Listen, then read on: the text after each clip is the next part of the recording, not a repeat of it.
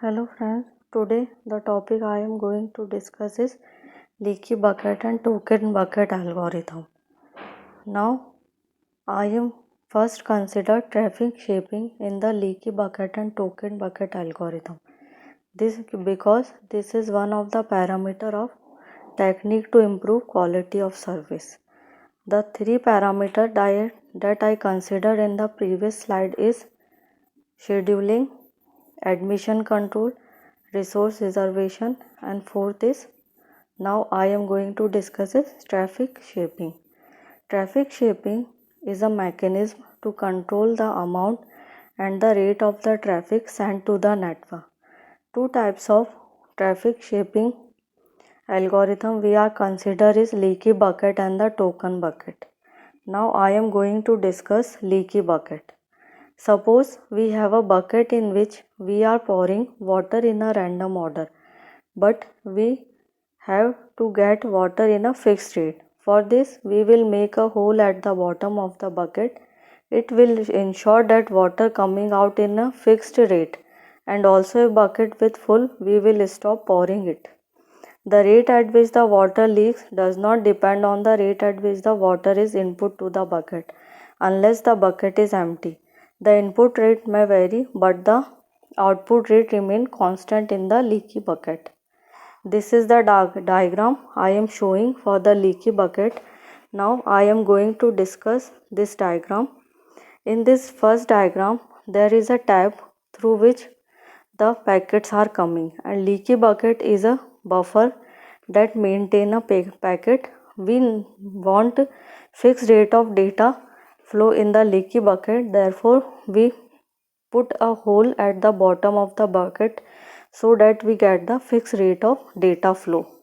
Now in second diagram I want to discuss there is a bandwidth of 3 Mbps for a host.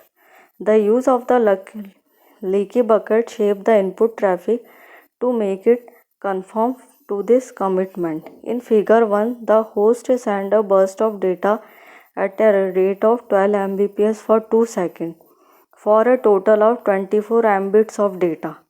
The host is silent for 5 seconds and then send data at a rate of 2 Mbps for 3 seconds for a total of 6 Mbits of data.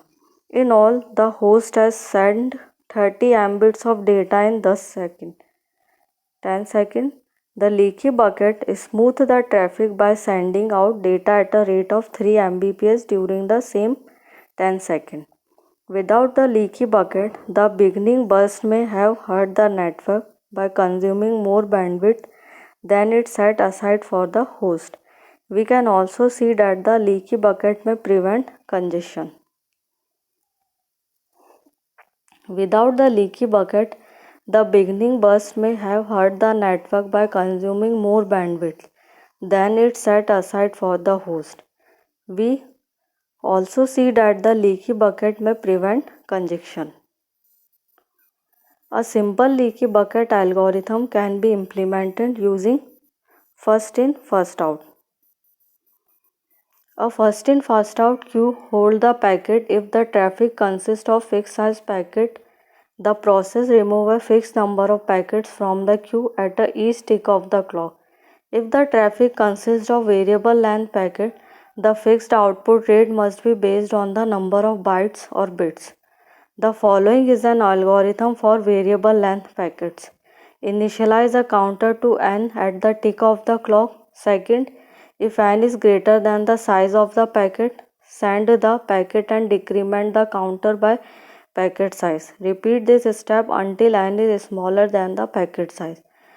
Reset the counter and go to step 1.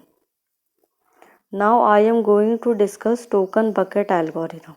In the token bucket algorithm, tokens are generated at each tick up to a certain limit. For an incoming packet to be transmitted, it must capture a token and transmission take place at the same rate.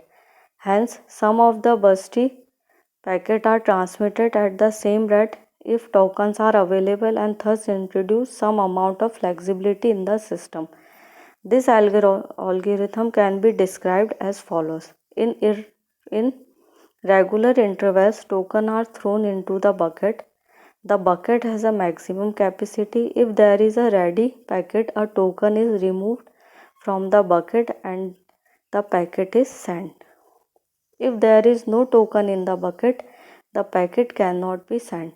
Let's understand with an example. First of all, I am discuss figure 2 token bucket algorithm. There is a queue and there is a bucket which store the token. We generate the token for each one packet. When the packet is proceed or depart, then we destroy each token at a time. This is the figure 2. Now I am going to discuss processing of tokens in figure 3. In figure 3, we see a bucket holding 3 tokens with 5 packets waiting to be transmitted. For a packet to be transmitted, it must capture and destroy one packet. In figure 3, we see that 3 of the 5 packets have got through, but the other 2 are stuck waiting for more tokens to be generated. I already discussed that when the packet have to send at one tick, we have to capture the token at a time. Now, what is the difference between leaky bucket and the token bucket algorithm?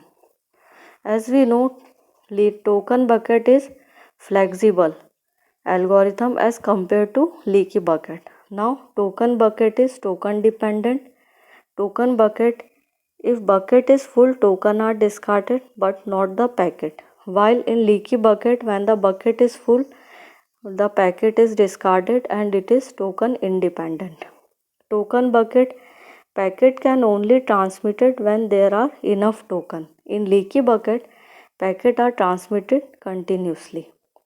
Token bucket allows large burst to be sent faster rate after the constant rate, while leaky bucket it send the packet at constant rate.